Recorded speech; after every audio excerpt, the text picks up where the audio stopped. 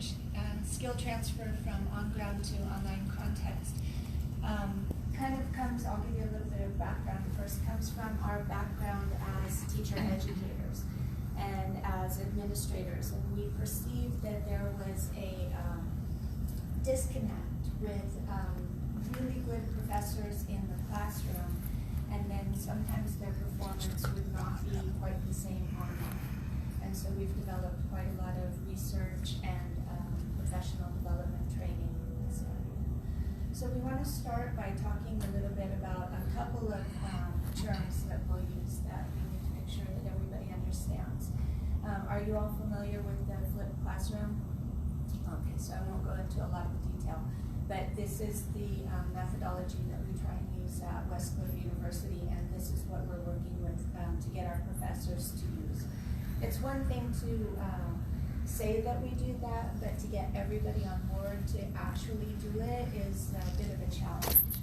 And then obviously everybody here knows the difference between synchronous and asynchronous, right? No? Okay, thank you for speaking up. So for synchronous online lessons, that means that there's a live component. So it's in real time. So there's an actual live class with the professor. And asynchronous tends to be more like a self-paced course where students just check in and do discussion boards and submit assignments. So our first question to put out there is really why or how can teaching online be frustrating, confusing, or intimidating? Any comments? Yes? One issue that we have is it's very difficult for our faculty to get some students to engage with them. So engagement between student and faculty. Any others? Developing online materials can be very time consuming and intimidating. Definitely, because it takes a different train of thought to generate those. Any others? Sometimes it's difficult to actually do the teaching because there's no immediate feedback. There's not facial expression, there's not, ask a question, raise your hand. Right, depending on the online context, if it's asynchronous, then definitely that's there. Sometimes the learning outcomes aren't easily taught at home. Okay, we can definitely see that. Yeah, there are a lot of factors that fall into this, and making maybe the unknown ability of they're using how to use new technology. If they're coming onto a new platform, they need to do that. Different planning involved. So whether it is creating new materials that need to work in an online space or work in a live online setting, and then also you have a little bit of a disconnect between the students and between the teacher or instructor in some ways. And then a lot of times we do see that there is possibly a lack of online teaching pedagogy integrated into online instructor training. So on that same kind of calling out some qualities, what are some qualities of a good on-ground instructor? Make someone a good instructor on ground. Don't all. Able to engage the students and draw out their perspective. Exactly. You can kind of get them to move forward quickly and get their answers. What else? Someone to get the students actually acting, and not just sitting, listening. Right. So moving from passive to active. Others? All right. We're going to ask one more question here. What are some qualities of a good online instructor?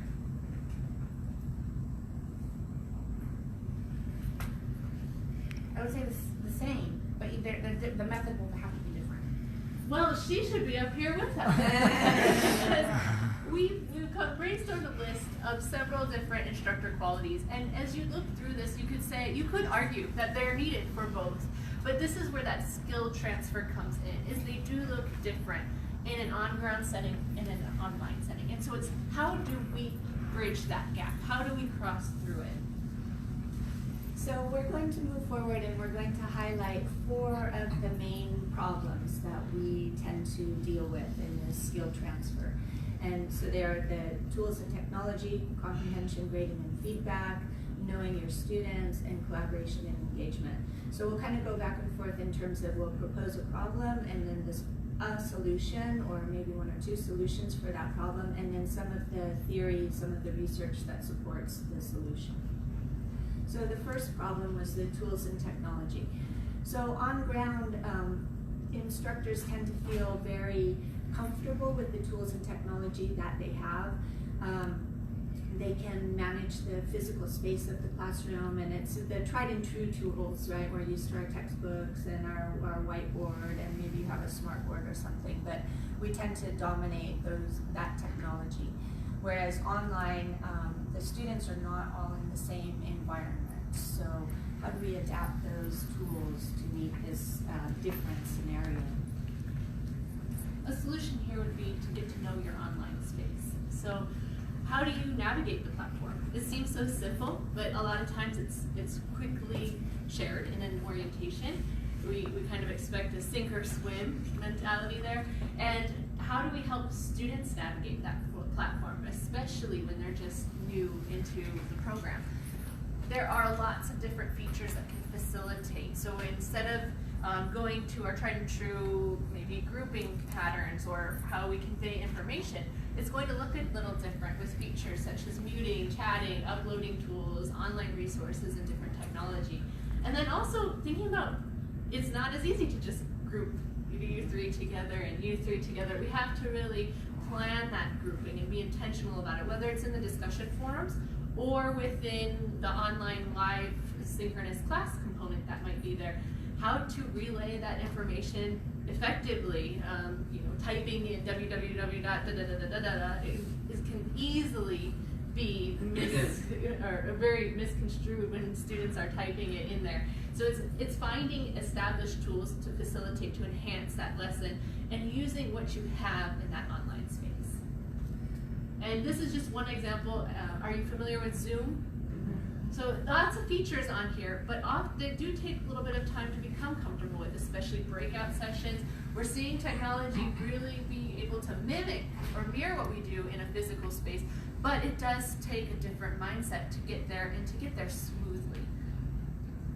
So it's important to work with new faculty, and not only in the pedagogy, but also in the technical aspects. Sometimes we found that in our own practice, we tend to do more one or the other, and it's really important that we bridge and address both. And in our professional development, we try and address all of these different areas. So looking at the LMS and the technology tools, and also instructional design, because maybe the instructors are not developing their own courses, but they're taking on a course that's been developed for them.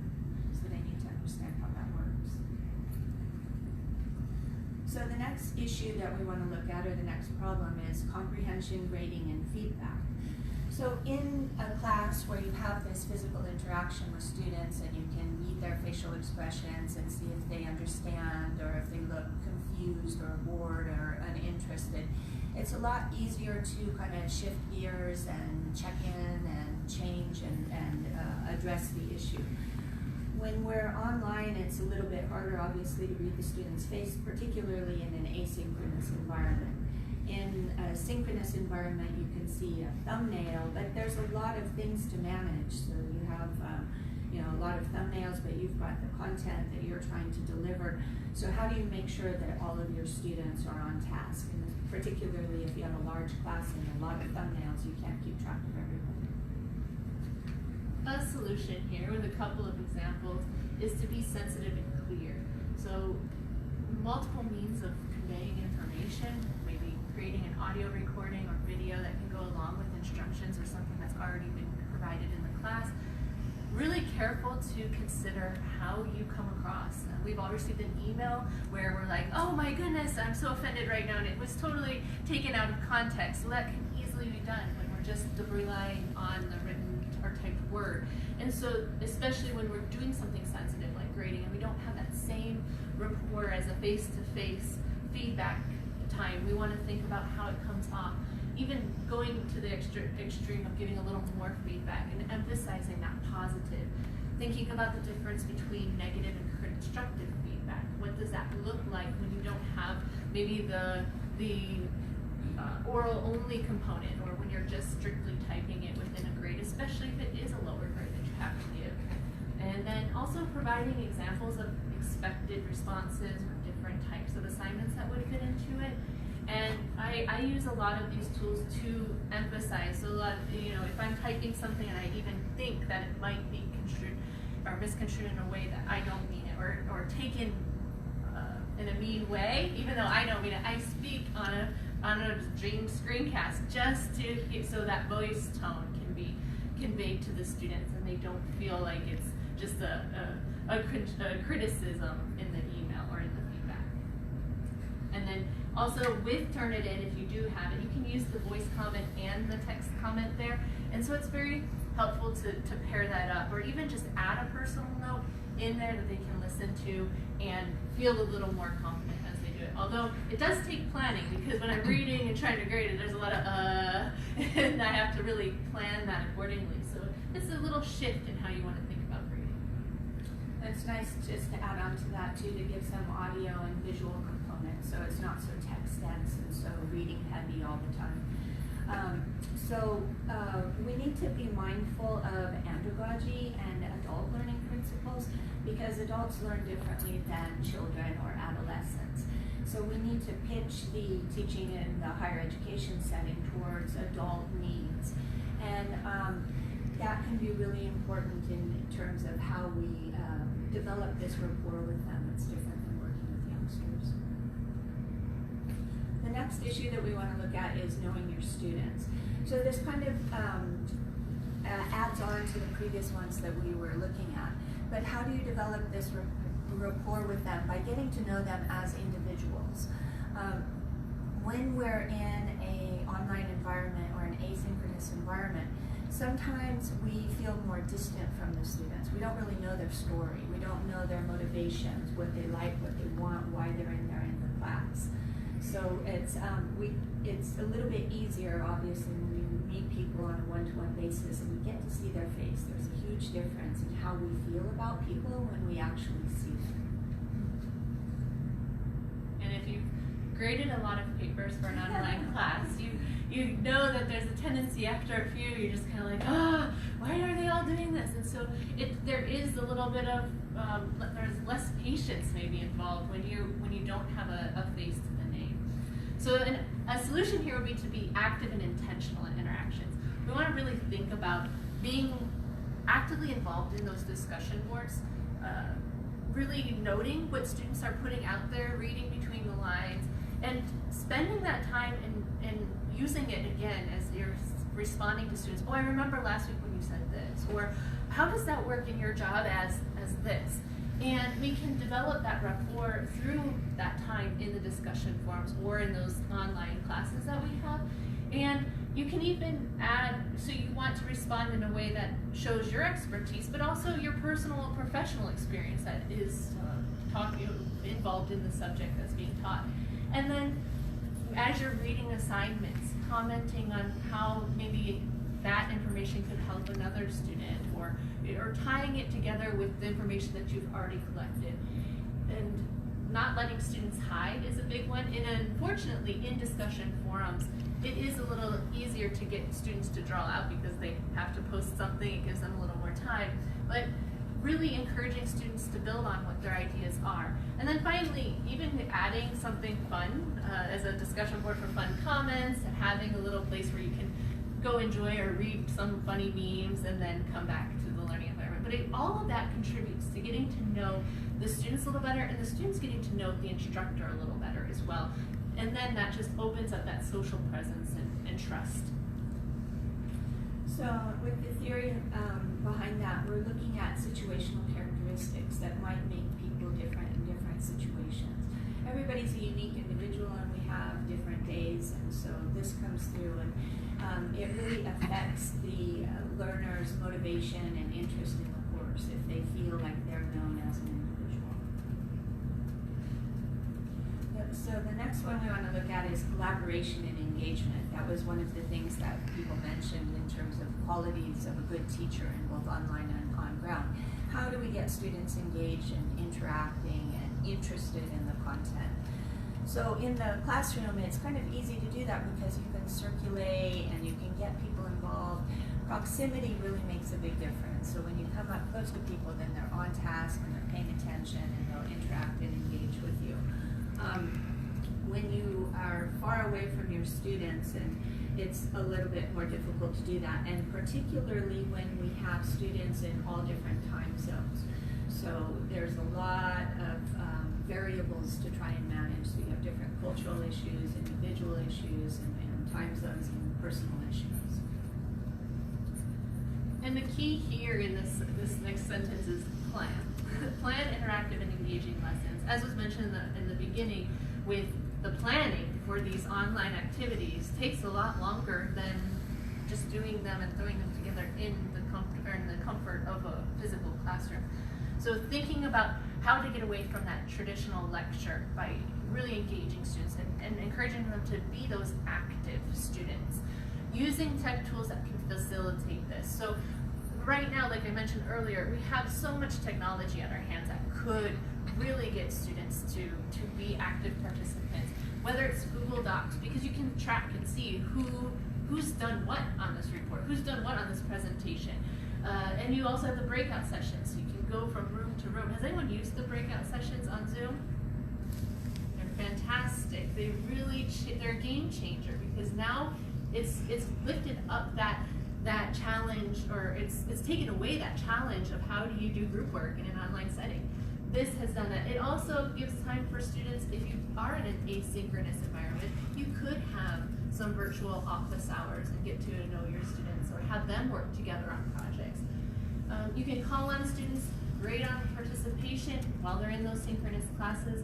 And then also, don't be afraid of silence. So one of the hardest things for me transferring over from an on-ground setting to an online one, I say, oh, think about this, we're gonna respond in 2 minutes. That 2 minutes felt like an eternity, because it's silent. There's no shuffling of papers, there's no noise happening, and you're just like sweating, a nervous sweat, thinking, is it time yet? Is it time yet? So I really had to make myself put a timer on my desk, so I know that those 2 minutes are up. And we really want to give that time, because we do that in an on-ground setting. So we want to do that in an online setting, because they're not always ready to just go on the fly. And then here's just the example of the Google Docs, where you can see exactly who did what. And so this is something I use a lot with students, whether it's asynchronous or synchronous, because then we can pinpoint who might be a little bit behind, or who isn't contributing, or you can even use it for grading group work assignments to see who did what, instead of saying, well, who did slide 1, who did slide 2. This automatically shows that who had contributed to those slides. So for the theory behind that, we want to look into effective use of the tools, and we really want to help to build that sense of rapport with our students, because that will increase their motivation, and that increases engagement and interest in the content. So the question is, why did you, or why do people go into teaching? Any teachers here? Why did you go into teaching? I enjoyed interacting with the students. I enjoyed sharing what I know with them, and it was great to see the aha for them, and then to know how they would go and transfer that.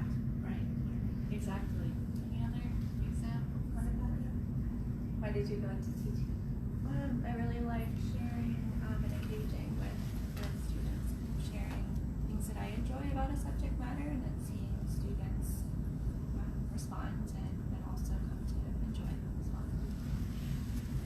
We go into teaching, whether it's on ground or online, because we care. We really enjoy students, and those are most of these comments here. We enjoy seeing students learn. We're there for that, like you said, aha moment.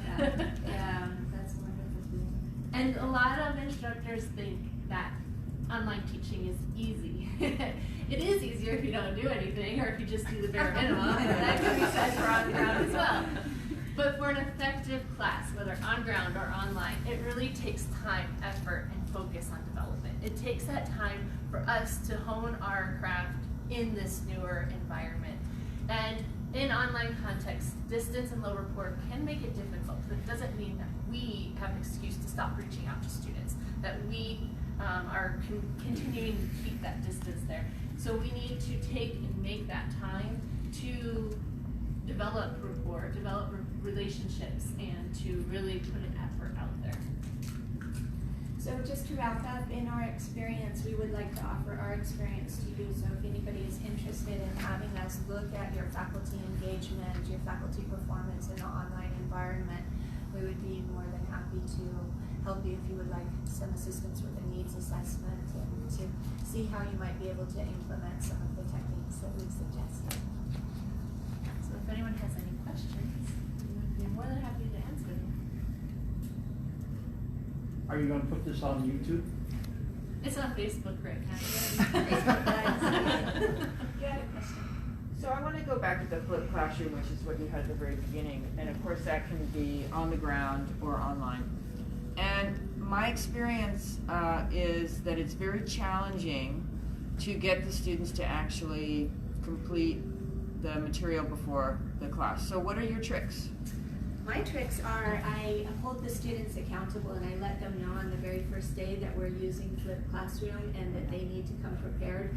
And then I really, truly do not lecture, and I ask students questions almost the whole time I'm eliciting. I might lecture a little bit, but I'm constantly calling out, what does that term mean? What is that? And so people are kind of on their toes to respond. That's the way I get it done.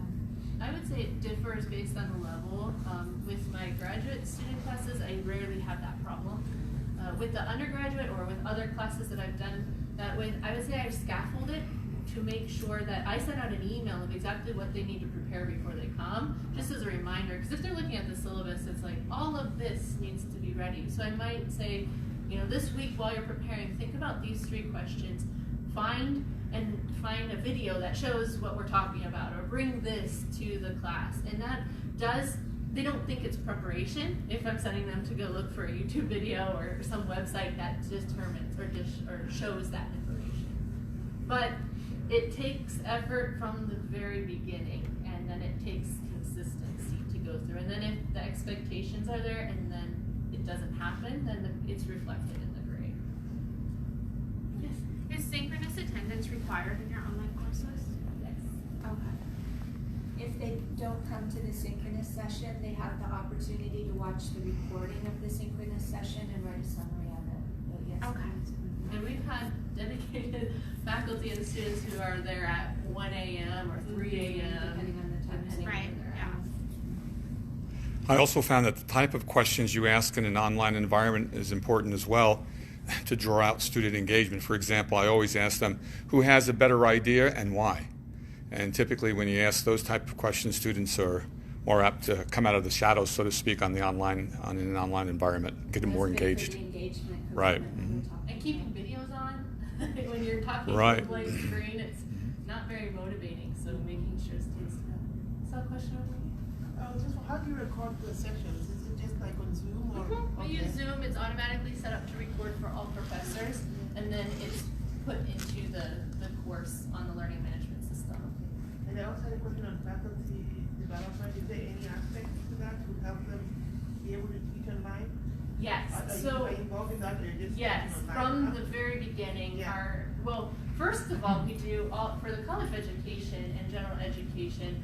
We have a demo lesson online for every person that's interviewing, and we can see right in that demo lesson. We ask even in the interview questions, what's the difference between teaching online and teaching on ground, or what are the biggest challenges? And then from there, if they're hired, the new faculty orientation has significant amount of time training through how to use this, all the tools, some asynchronous and some synchronous components. And then throughout their first course taught, the program chair, and I also work with this faculty very closely if they have questions and concerns, or if they need some more support on something. And then through our learning and teaching center, we have ongoing professional development that faculty can choose to attend. And it could be as simple as Google Docs for collaboration, or something a little more in depth. We also try to promote a culture of collaborative learning as teachers, and so we have the faculty observe each other as well. So we'll observe them, but then we try to create this collaborative environment of lifelong learners as the faculty. Any other questions? Can you tell us a little bit about Westcliff and how much of your programs are on the ground versus online? Yeah, so we're a small private university. We're located in Irvine, not too far away. So we have a faculty of College of Business and College of Education. And I don't know, do you know the percentage of classes that are online? Not the specific time.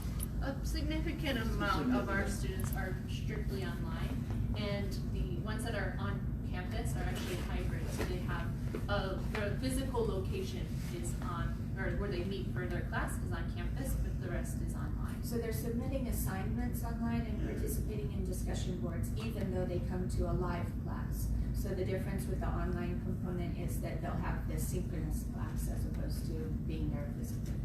What LMS do you use? Moodle? Okay. Thank you very much. We really appreciate this. Thank you.